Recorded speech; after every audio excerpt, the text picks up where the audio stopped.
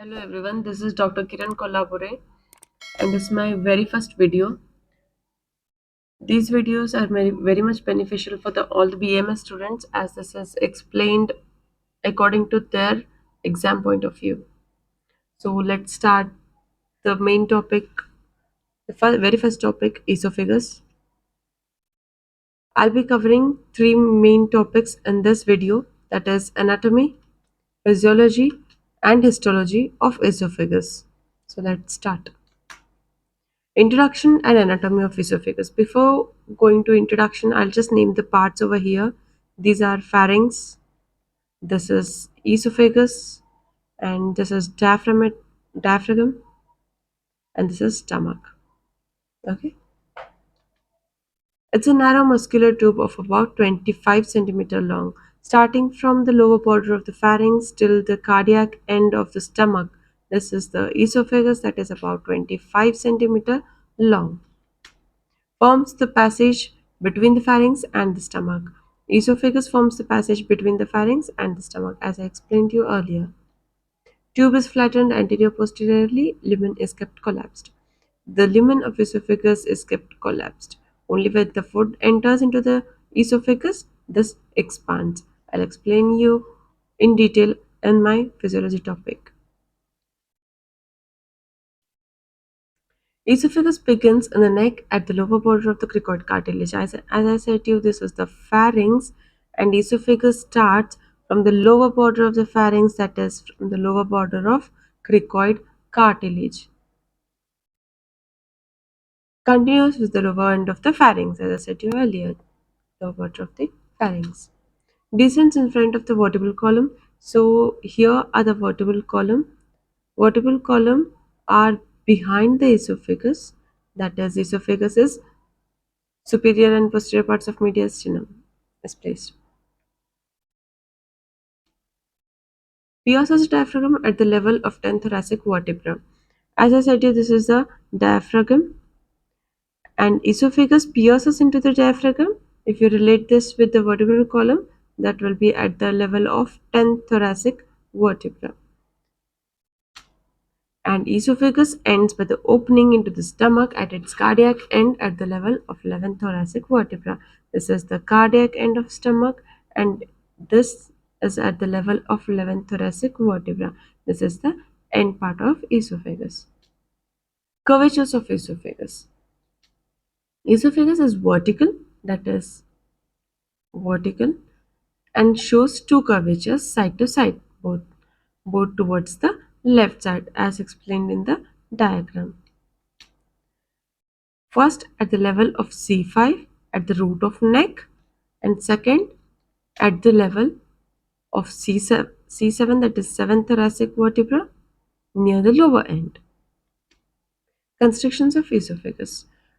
I'll name this before, that is, this is pharynx, this is arch of aorta, these are bifurcation of trachea,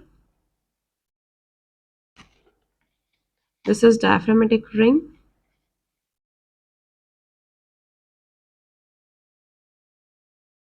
and these are the incisors teeth. The distance of these constrictions is very important to know because during endoscopy, this is what we measure. So, from incisors teeth till the pharynx, it is about 15 centimeter. From incisors teeth till the arch of aorta, it is about 25.5 centimeter. From incisors teeth to the left bronchus, that is about 27.5 centimeter.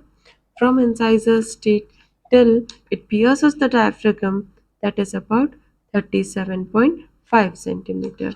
This is very important to remember. The distance from the incisor teeth are very important in passing instrument into the esophagus. Parts of esophagus. So, so this is pharynx, this is esophagus, this is diaphragm, and this is stomach. So esophagus is divided into three parts.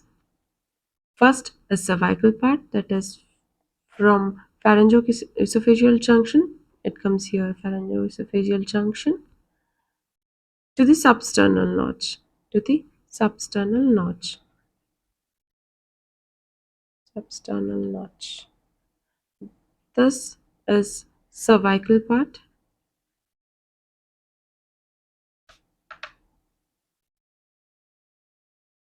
I can say you from here till here. It's a cervical part. From here till here it is thoracic part. I'll name you. This is abdominal part. Okay, abdominal part. From pharyngoesophageal junction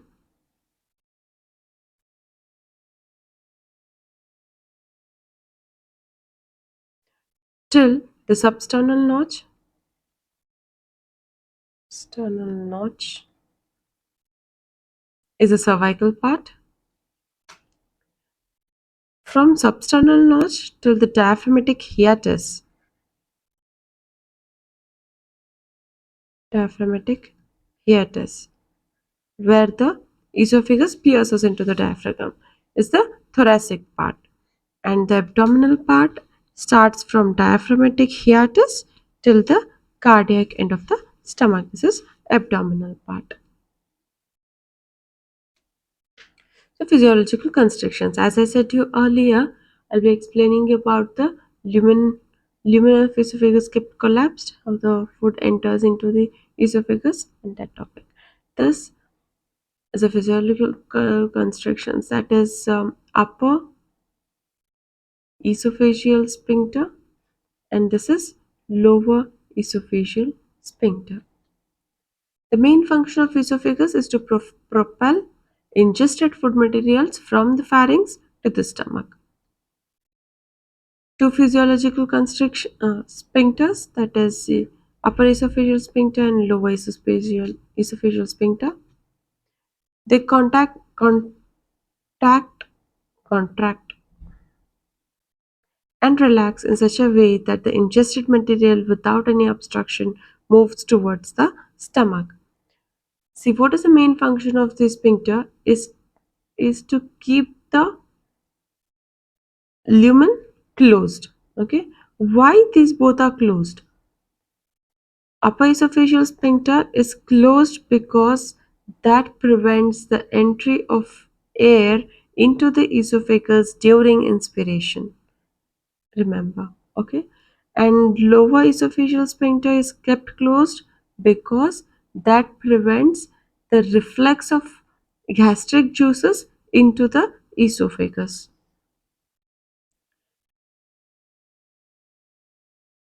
Whenever the food enters into the esophagus, the upper esophageal sphincter and the lower esophageal sphincter contract and relax. They construct and relax, and thus the movement of food takes place.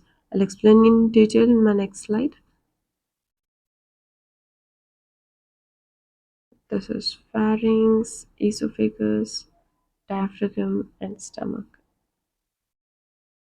Normally, upper esophageal sphincter is normally closed, okay, and doesn't allow entry of air into the esophagus during inspiration, as I said to you earlier. As soon as the food is ingested, the sphincter opens temporarily and allows the food to enter in. Before that, I'll tell you one thing. The diameter of upper esophageal sphincter is about 3 centimeter diameter, and the resting pressure is about 40 mm of Hg. Okay, remember this, 40 mm of Hg. 40 mm, 40 mm, 40 mm, 40 mm, 40 mm. Like this, the lumen. Okay, this is the lumen of esophagus. As soon as the food enters, I'll take a diagram over here. Okay, okay, okay. This is the upper esophageal sphincter. Okay. As soon as the food bolus enters here, the resting pressure from which is at 40 mm of Hg increases to 80 to 100 mm.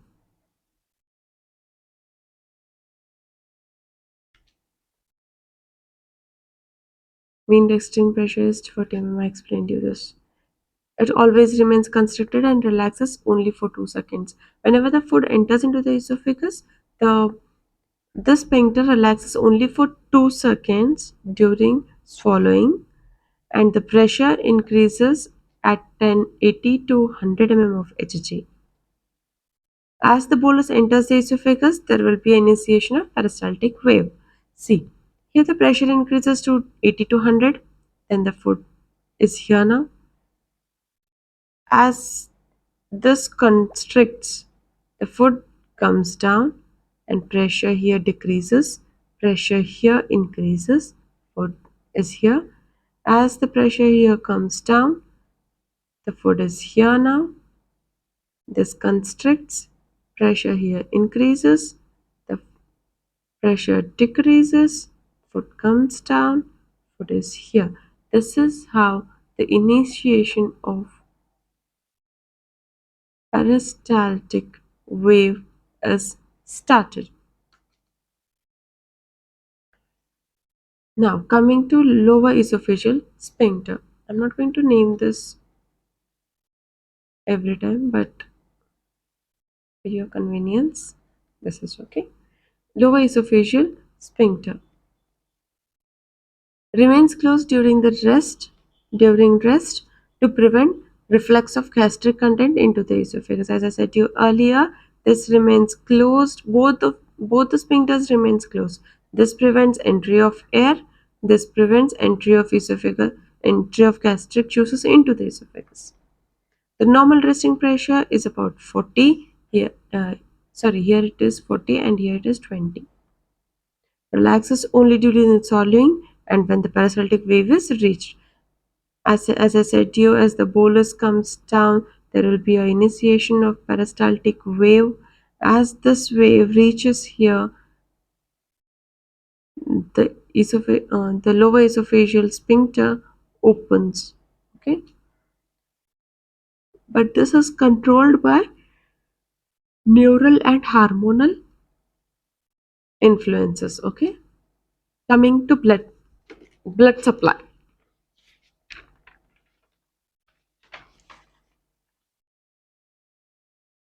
As I said to you, this is cervical part, this is thoracic part, and this is abdominal part. This is very easy to remember if you do this diagram in this way. Okay, so uh, cervical part of esophagus is arterial supply is by inferior thyroid artery,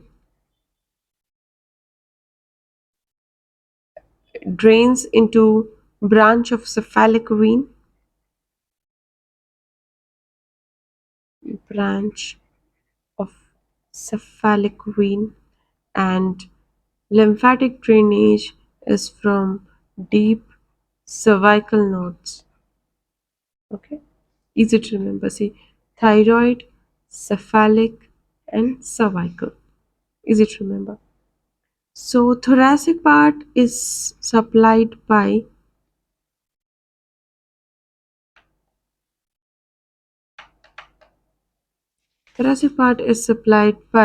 esophageal branch, esophageal branch of aorta.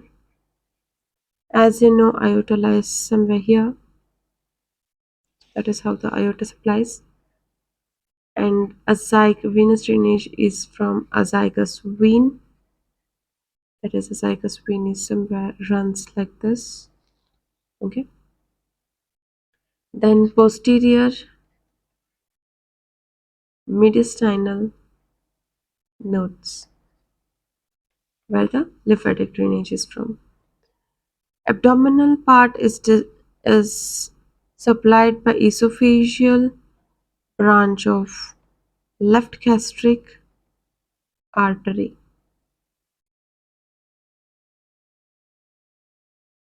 This is very easy to remember: gastric artery, gastric vein, that is left gastric vein, and gastric nodes. Okay, easy to remember. Then histology.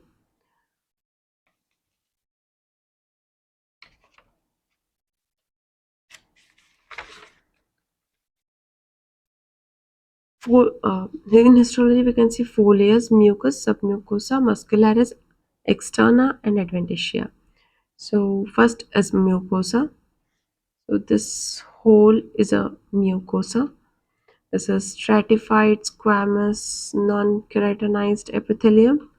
Then this is lamina propria, esophageal glands. It has esophageal glands and connective tissue, blood vessels. And it has muscularis mucosa, smooth muscle layer.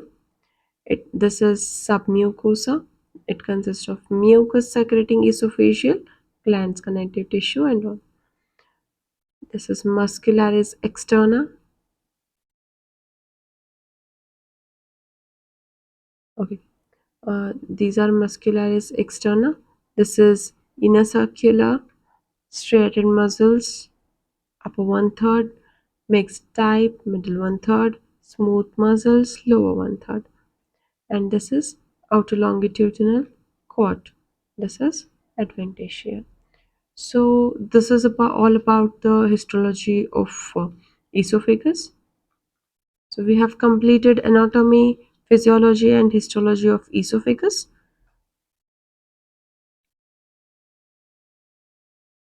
Thank you for watching this video. Please like and subscribe for more videos.